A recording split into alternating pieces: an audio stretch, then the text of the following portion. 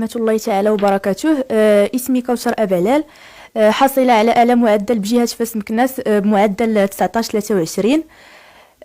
كنسكن في جهة فاس مكناس وبالضبط في إقليم صفرو، منطقة رباط الخير. الحمد لله هاد النتيجة هادي أولا بفضل الله سبحانه وتعالى، فالتوفيق ديال الله هو أول حاجة. تاني حاجة المجهودات ديالي والمجهودات ديال عائلتي، وقفات معايا ماما بزاف، كنبغي نقدم لها الشكر من هذا المنبر.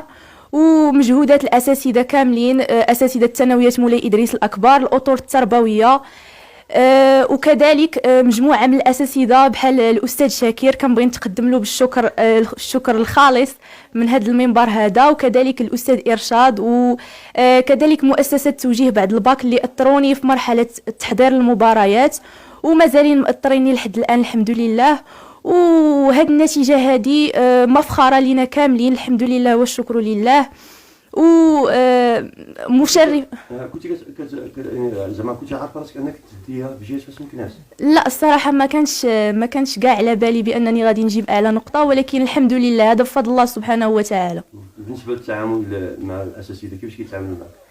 كيتعاملوا معايا الاساتذه بطريقه مميزه، من ديما كيساندوني كيشجعوني، ديما كيقدموا لي النصائح، الله يجازيهم بالخير من هذا المنبر كاملين بهم. سمعنا الاب ديالك عيان شويه، شنو تقدر تقول للناس اللي يدعموا معاك؟ كنتمنى من الناس كاملين يطلبوا ليه الشفاء شفاء ان شاء الله. واخا قول لي شي كلمه للعائله ديالك، شنو تقدر تقول لهم؟ كنبغي نشكرهم بزاف على الدعم ديالهم في هذه الفتره كامله، وخصوصا ماما اللي وقفات معايا في الفتره ديال تحضير الامتحان الوطني.